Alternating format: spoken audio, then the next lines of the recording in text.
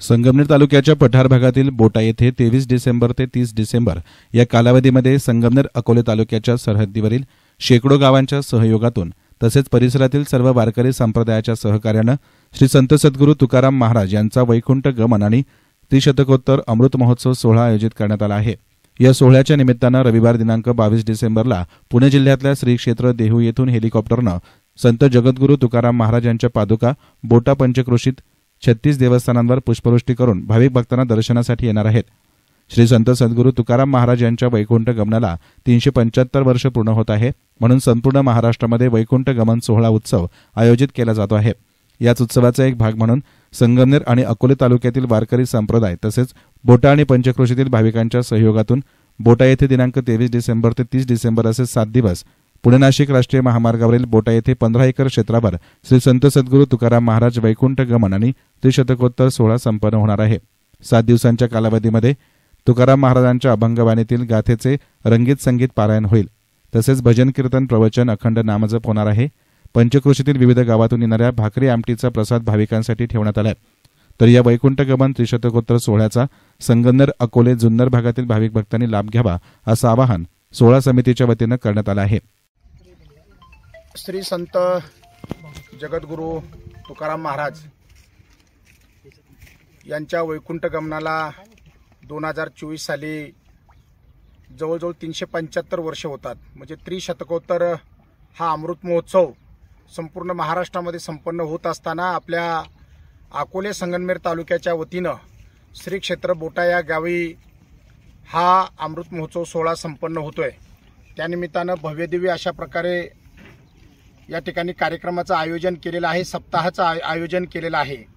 आणि त्यानिमित्तानं देहू गावावरून जगद्गुरू तुकाराम महाराजांच्या पादुकांचं आगमन या तीर्थक्षेत्री या सप्ताहामध्ये होत आहे।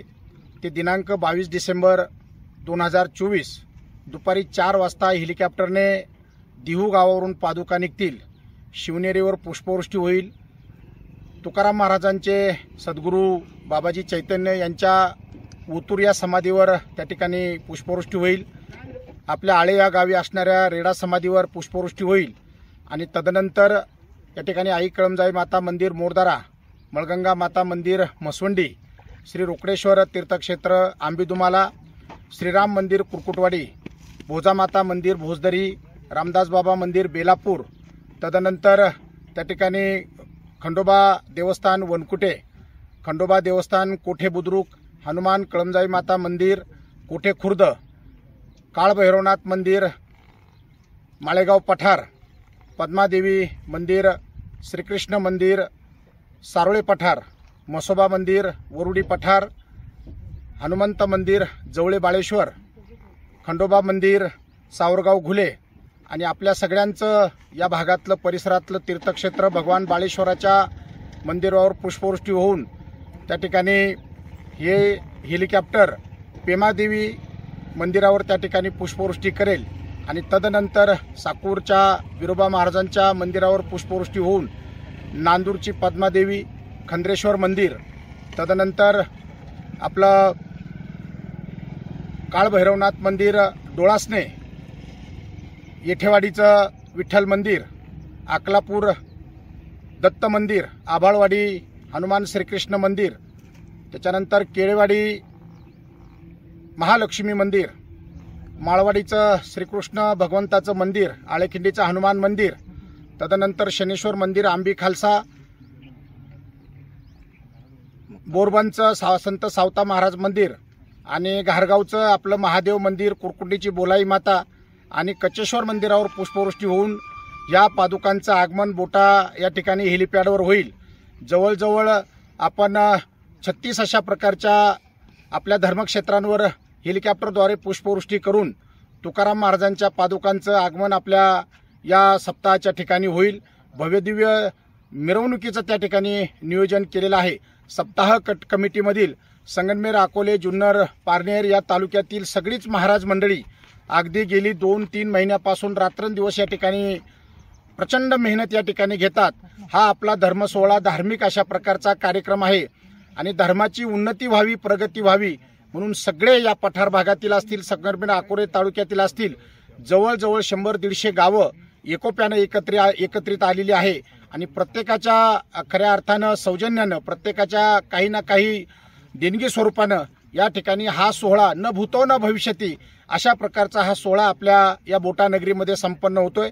आपल्या बोटानगरीमध्ये हा सोहळा संपन्न होतोय याचा खऱ्या अर्थानं सार्थ अभिमान आपल्या सगळ्या मंडळींना आहे आणि म्हणून खऱ्या अर्थानं सगळ्या महाराज मंडळींच्या आणि सगळ्या गावोगावच्या मंडळींच्या विनंतीनुसार या ठिकाणी आपण या हेलिकॉप्टरद्वारे पादुका आपल्या संपूर्ण पठार भागावर 40 गावावर त्या ठिकाणी पुष्पवृष्टी करण्याचा संकल्प केलेला आहे, जेणेकरून आपल्या धार्मिक उन्नतीला त्या ठिकाणी चालना मिळावी आणि बोटा गावामध्ये खऱ्या अर्थानं एक धर्माचं जे काही अधिष्ठान आपण या तुकाराम महाराजांच्या कार्यक्रमाच्या निमित्तानं आयोजित केलेलं आहे त्या अधिष्ठानाला खरोखर अशा प्रकारचं चैतन्य यावं म्हणून हा संकल्प तुकाराम महाराजांच्या चरणी या ठिकाणी हा संकल्प आपण सोडत आहोत आणि तो महाराजांच्या कृपेनं पांडुरंगाच्या कृपेनं माऊली तुकोबांच्या कृपेनं त्या ठिकाणी पूर्णत्वास जाईल याची आम्हा सगळ्यांना खात्री आहे। धन्यवाद।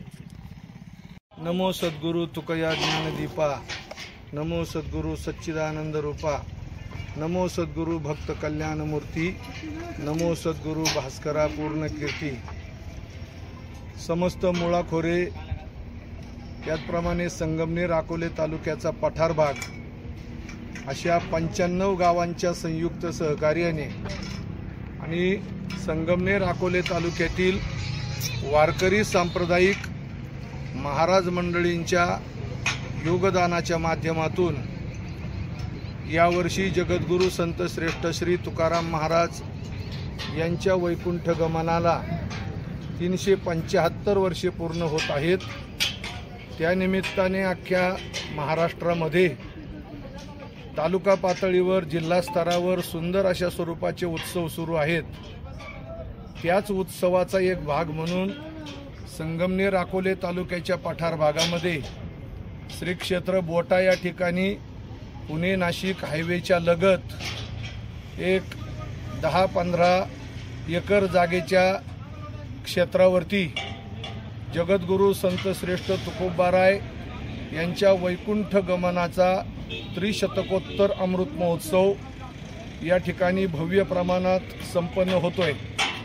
या कार्यक्रमाचं प्रमुख वैशिष्ट्य म्हणजे जगद्गुरु श्री तुकोबारायांच्या प्रासादिक पादुका तुकोबारायांच्या शिळा मंदिरामध्ये अभिषिक्त होऊन देहू या ठिकाणावरून पूर्ण पठार भागाची पंचक्रोशी जी आहे तिची प्रदक्षिणा आणि पुष्पवृष्टी 22 तारखेला या ठिकाणी होईल आणि सोमवार दिनांक 23/12/2024 पासून ते 30/12/2024 पर्यंत भव्य प्रमाणामध्ये जगद्गुरु श्री तुकोबारायांच्या अभंगवाणीचं गाथेचं पारायण संगीत स्वरूपामध्ये टाळ मृदंगाच्या गजरात भव्य प्रमाणामध्ये संपन्न होतंय।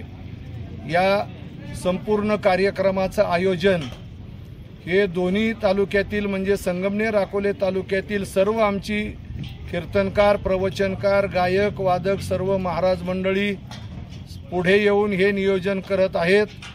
बोटा ग्रामस्थ बोटा पंचक्रोशी या संपूर्ण कार्यक्रमाचं यजमानत्व या मंडळींकडे आहे।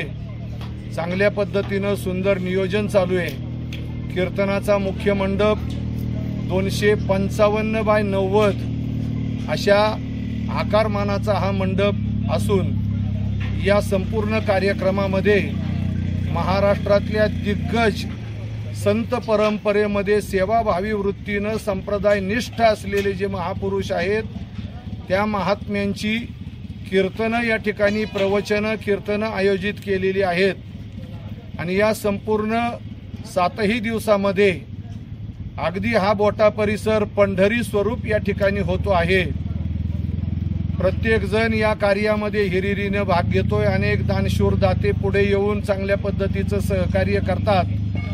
रोज संध्याकाळी कीर्तनाची वेळ 6:30 ते 8:30 ही आहे आणि कीर्तनानंतर येणाऱ्या समस्त भाविकांसाठी रोज 15 गावांच्या भाकरी आमटीच्या प्रसादाचं नियोजन या ठिकाणी केलेलं आहे।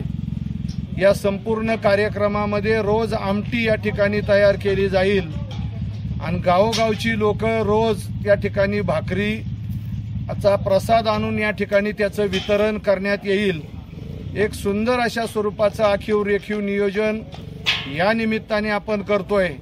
तुकोबारायच्या अभंगाचं अर्थात वेदवाणीचं पारायण आपल्या परिसरामध्ये प्रथमतः या ठिकाणी संपन्न होतंय आणि या समग्र कार्यक्रमाची परिसांगता महाराष्ट्राच्या संत परंपरेमध्ये 350 वर्षाची परंपरा ज्या परिवारानं खऱ्या अर्थाने जतन केली त्या महाराष्ट्रातील देगलूरकरांचा परिवार 350 वर्षाची दिव्य परंपरा त्या घराण्याला आहे।